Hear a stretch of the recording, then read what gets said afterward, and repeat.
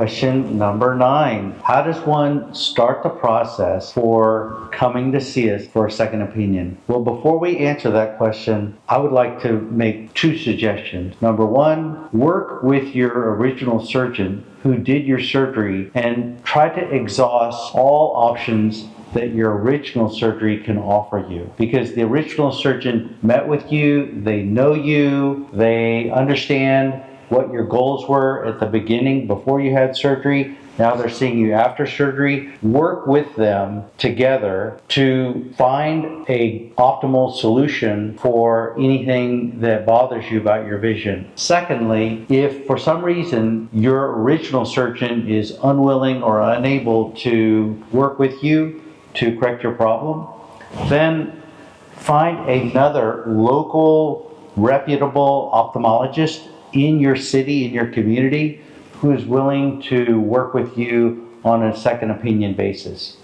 So if you're coming to see us, really it should be after you've exhausted options locally.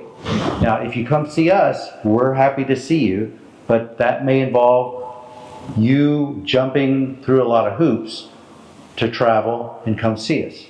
Now, let's say you've already gone through and exhausted all your local options and you definitely want to come see us. Well, you can call our office. Our number is listed on our website, and our office staff will walk you through the process of scheduling your initial exam, and we will reserve time for any potential surgery should you choose us to surgically correct your vision. Before you travel to see us, however, we want 2 pieces of information that are super crucial to planning any options if we're going to do more surgery for you.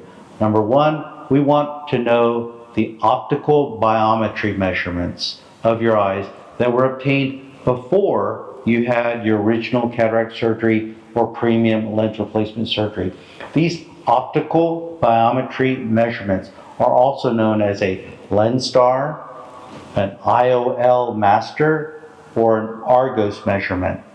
These measurements tell us the length of your eye from front to back, the focusing power and shape of your cornea, and all the interior technical specifications and spatial relationships of your eye. The second very valuable piece of information that we want is for you to find the exact lens model and power, often given to you in the form of a lens implant card immediately after surgery.